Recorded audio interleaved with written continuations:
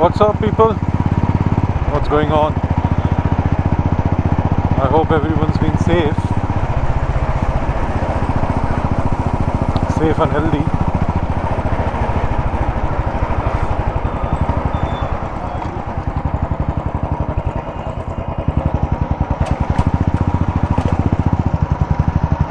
Do let me know how you guys are coping up with the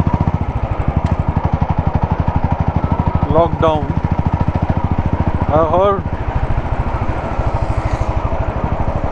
in various places that at least in some parts of the country, especially the capital, they might start slowly relaxing these norms, these lockdown norms,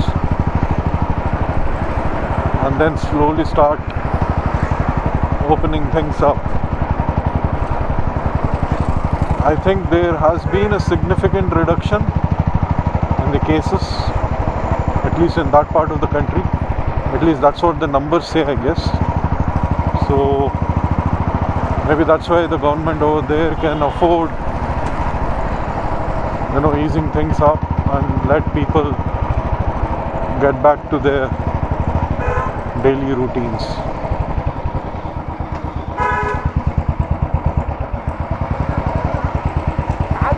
I'm not sure what's going to happen here.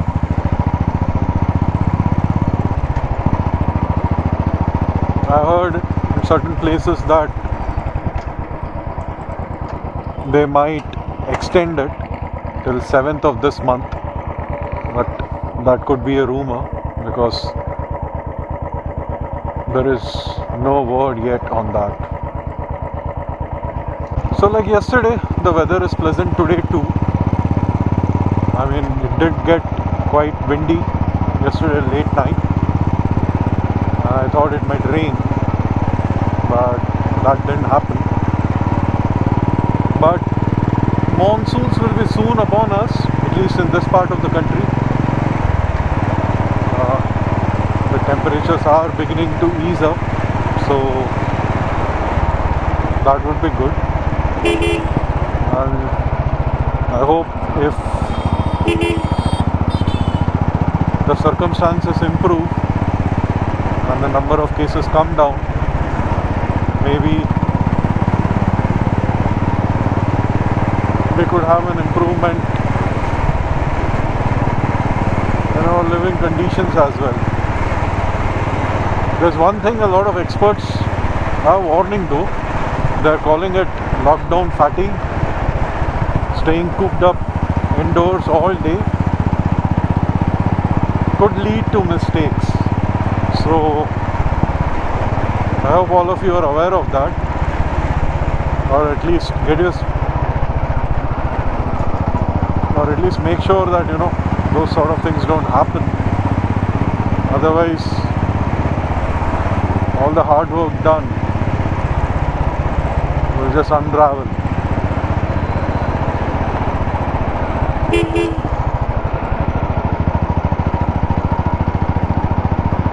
I think all of you are aware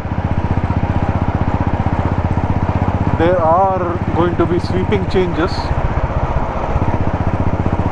on various digital platforms, or at least the government is trying to regulate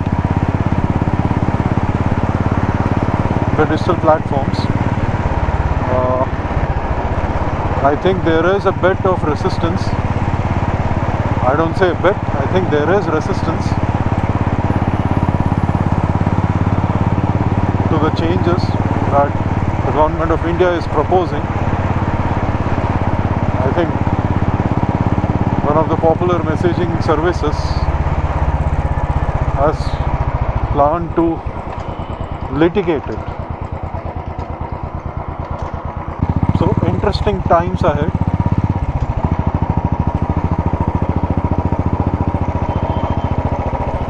I think if the government gets its way, we could see a lot of sweeping changes on all these platforms.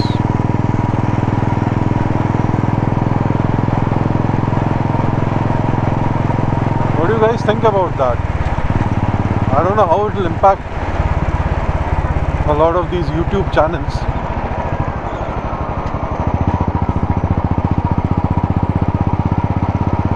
mean, I don't know. I mean, I haven't seen anybody airing their thoughts out on this. So, not really sure how the content of these channels will be regulated. Yeah, so I'm not really sure how the content of these channels, channels on platforms such as YouTube, I think Twitch is another one, will be regulated. So I also was thinking, I mean, we are aware about popular stuff. What about platforms or services that are not so popular? I mean, how does the government plan to track all of them? I mean, that's something I think is going to be a challenge for the authorities too. I mean, simply by blocking or banning,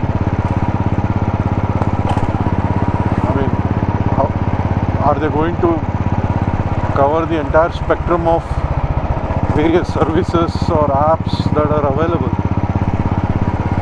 So I'm hoping the government has a plan. I mean, if at all these things come to fruition, and I hope these things are executed properly. I mean,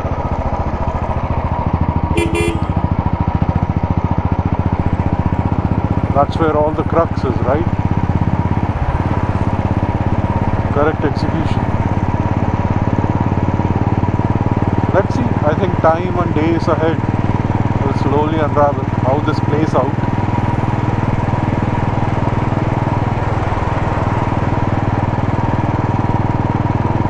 So, in one of my previous videos, I did speak about the situation in Belarus, where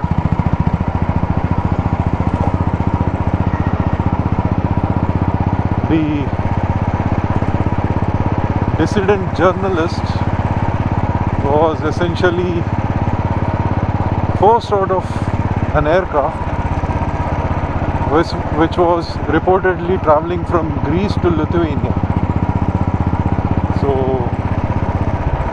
as he was being apprehended, they also arrested his girlfriend who was accompanying him.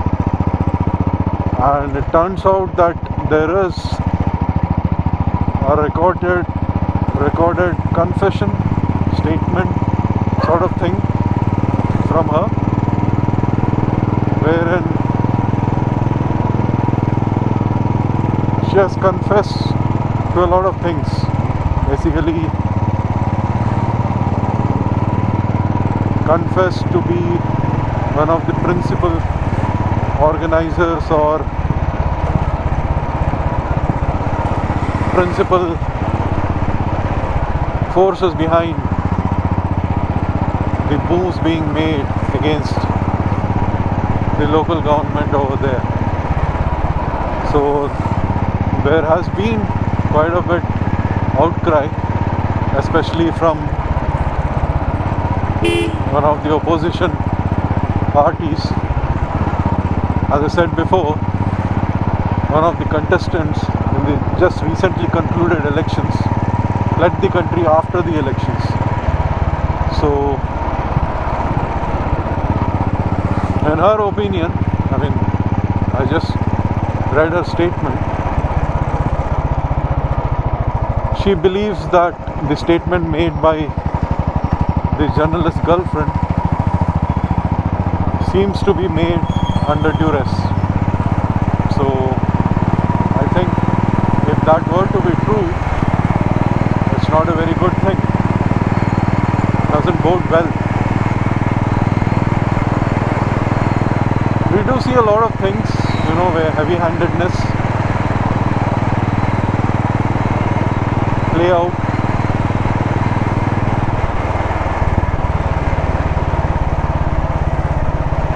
And it also turns out that this isn't the first time where something like this happened. So this isn't apparently the first time where something like this happened. So some while ago, it seems the Bolivian president's aircraft, state aircraft, while it was going for some summit, an international summit, was forced to land in Vienna. And the reason for that is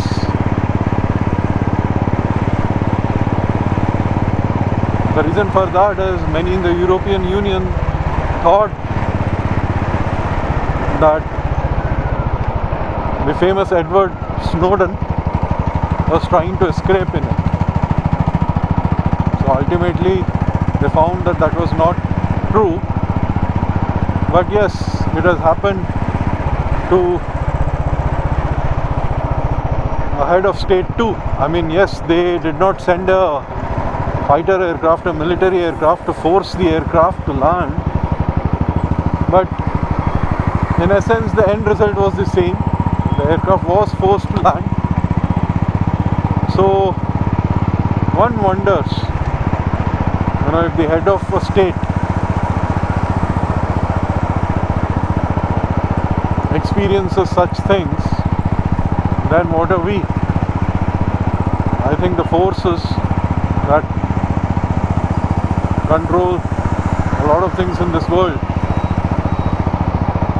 I guess they just don't stop for anything. So I'll leave you guys with that thought for today, and I hope to catch you guys in the next one. And I hope you guys take care of yourselves and do all the needful. So until next time, peace.